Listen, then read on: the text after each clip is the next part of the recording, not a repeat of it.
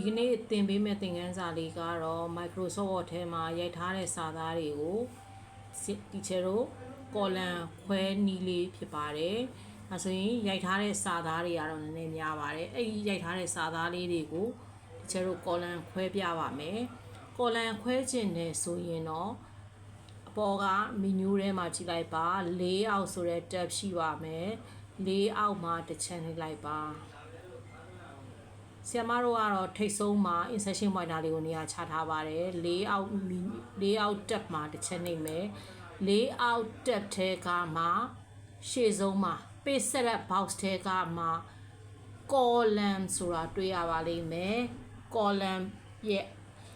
down arrow လေးမှာတစ်ချက်နှိပ်လိုက်ပါတစ် column လားနှစ် column ခွဲမှာလားသုံး column ခွဲမှာလားရွေးလို့ရပါလိမ့်မယ်ဒါမှမဟုတ်စိတ်ကြိုက်ပြင်ရင်လည်းဆိုရင်တော့ more column တွေကိုဝင်ပါ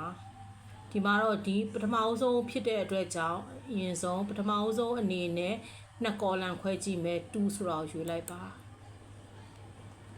ဒါဆိုရင်ရိုက်ထားတဲ့စာသားလေးနှစ် column ခွဲသွားပါပြီဒါမှမဟုတ်3 column ခွဲခြင်းနဲ့ဆိုရင်လည်းပြင်လို့ရပါတယ် column ရဲ့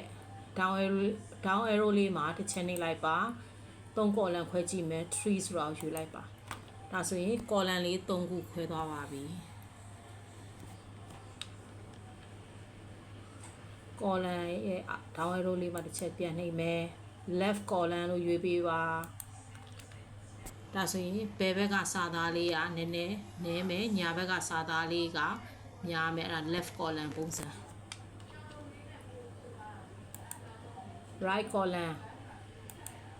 right column ဆိုတာကဘယ်ဘက်ကစာသားကများမယ်ညာဘက်ကစာသားလေးကနည်းမယ်အဲ့ဒါ right column ပုံစံလေးဖြစ်ပါတယ်ဒီမှာတော့2 column ခွဲခြင်းပါတယ် column ရဲ့ down arrow လေးမှာတစ်ချက်နေမယ်2 column ဆိုတော့ယူလိုက်ပါဒါဒီနေ့ပြောပြရတဲ့သင်ခန်းစာလေးကတော့ column ခွဲနည်းလေးဖြစ်ပါတယ်အားလုံးကိုကျေးဇူးတင်ပါတယ်ရှင်